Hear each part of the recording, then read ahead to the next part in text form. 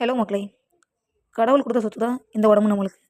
அத நல்லா பார்த்துக்கிடணும்னா, அதுக்கு நம்ம யோகாவோ, எக்ஸர்சைஸோ இந்த மாரி ஏதாவது ஒரு நல்ல விஷயத்த கண்டிப்பா நம்ம கடைபிடிக்கணும். இதுக்கெல்லாம் நம்ம சொல்ல வர ஒரு விஷயம் என்னன்னா, ஏதாச்சும் ஒரு காரணம். டைம் இல்ல வேற ஏதாச்சும் ஒர்க் ப்ரெஷர் அந்த மாரி. அதனால காரணம் சொல்லிக்கிட்டே இருந்தா, காலத்த வேணா தள்ள முடியுமே தவிர, காரியத்த சாதிக்க முடியாது. நம்ம உடம்பு நல்லா இருக்கணும்னு நம்ம ஆசைப்படுறோம் அப்படின்னா, ரஜினி சார் கூலி படம் அடிலான்னு சொல்லுவாரு. இந்த உடம்ப நம்ம தண்டிக்கலனா, இந்த உடம்ப நம்ம தண்டிச்சணும்னு.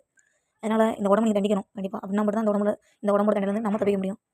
அதனால நீங்க வந்து 20 வயசு மாரி 60 வயசுல இருக்கணும்னு ஆசைப்பட்டீங்கன்னா, ரஜினி சார் 74 வயசு ஆகுது. நாகார்ஜுன சார் 65 வயசு ஆகுது. இவங்கலாம் இவ்வளோ இளமையா இருக்காங்கன்னா, அதுக்கு காரணம் அவங்க எக்ஸர்சைஸோ, இல்ல யோகாவோ இந்த மாரி ஒரு நல்ல விஷயத்த அவங்க வந்து டெய்லி ஃபாலோ பண்றாங்க.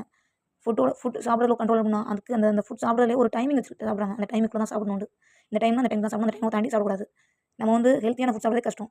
அதில அவங்க ஃபாலோ பண்ண டயட்ஸ் எப்படி இருக்குன்னா, ஹெல்த்தியான ஃபுட் அதுவும் ஹெல்த்தியான டைமிங்ல சாப்பிடுறாங்க. அதனால மக்களே ஹெல்த்தியான டைமிங்ல ஹெல்த்தியான ஃபுட் சாப்பிடுங்க. ஃபுட்ட கண்ட்ரோல் பண்ணுங்க.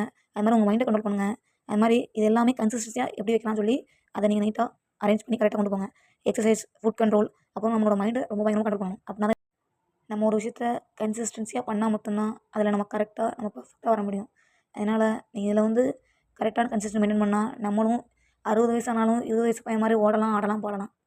அதனால நீங்களும் என்ன செய்யுங்க, இந்த தொடர்ச்சியான ஒரு பயிற்சிக்கு ஒரு நாள் கூட விடுமுறை எடுக்காம, சாக்கு போக்கு சொல்லாம பண்ணுங்க. அப்போ நம்மளும் எப்பவுமே ஆரோக்கியமா இருக்கலாம். மக்களே, கடவுள் குடுத்த சொத்த இந்த உடம்பு தான் நம்மளுக்கு. அத நல்லா பார்த்துக்கோங்க மக்களே. அப்படின்னா மட்டும் தான் அந்த உடம்பு நம்மள எந்த விதத்திலயுமே பாதிக்காம இருக்கும். கடவுள் குடுத்த சொத்து என்னன்னா இந்த உடம்பு தான். இந்த உடம்ப நம்ம நல்லா பார்த்துக்கணும். அது நம்மளோட முக்கியமான ஒரு கடமை. அதனால இந்த உடம்ப ரொம்ப நல்லா பார்த்துக்கோங்க.